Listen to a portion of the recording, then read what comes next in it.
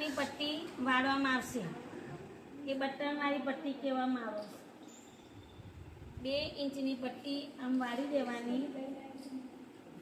આ વાળ્યા પછી તમારે લંબાઈને માપ લેવાની, પહોળાઈ પહેલાં પટ્ટી વાળી દેવાની। આ પટ્ટી વાળ્યા પછી અઢીનું ગળું લેવાનું,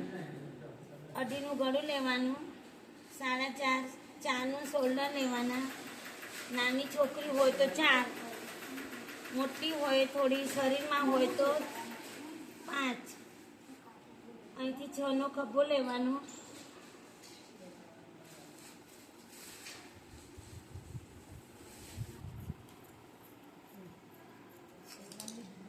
જો લંબાઈ લીધી 25, અઢીનું ગળું, અહીંયાથી બંધ ભાગમાં નહીં ખુલ્લામાં લેવાનું। અઢીનું ગળું, 4નું શોલ્ડર, 6નો ખભો, આમ આકાર આપીને એને આકાર આપી દેવાનું। અને આ છાતીનું 10 લઈ લેવાના। અહીંયાથી કટ કરવાનું, પણ કમર એમાં શોર્ટ આવે એકદમ, એટલે એક જ અડધો ઇંચ ખાલી દબાવવામાં આવશે। અને અહીંયાથી કાપા, આ શર્ટમાં કાપા આવે, અહીંથી કાપા કરવાના 6ના કાપા કટિંગ કરવામાં આવે છે। જોઈ લો થોડું, અહીંયા ધ્યાન આપો। કાપા વગરનું કાપા જરૂર પડે તમને કરવું।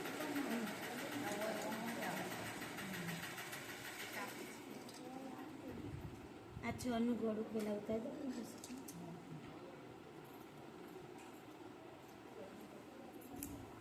આ પેલા ગળું ઉતારી દેવાનું। આ ખભાનું જે આકાર લીધું હતું આપણે અહીંયાથી, પછી ત્યાંથી ખભો કટિંગ કરી દેવાનો। આ ખભો કટિંગ કર્યા પછી એનો આકાર સેજ જ ઉતારવાનો આવશે। કાપો કરવું હોય તો કરી દેવાના, નહીં તો જેને કોઈને કાપા ના કરવા હોય તો સલગ સિલાઈ કરી શકાય છે।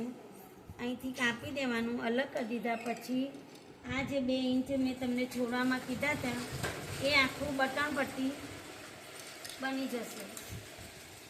પાછળનું ગળું ના આવે, કોલરવાળું શર્ટ, પાછળનું ગળું કટિંગ કરવાનું નથી।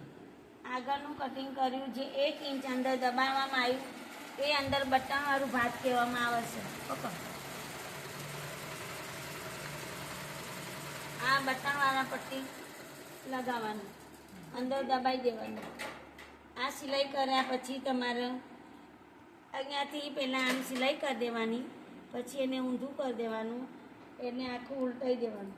ઉલટાયા પછી તમારા બટન પટ્ટી થઈ ગઈ। આ એને ખભો થઈ ગયો।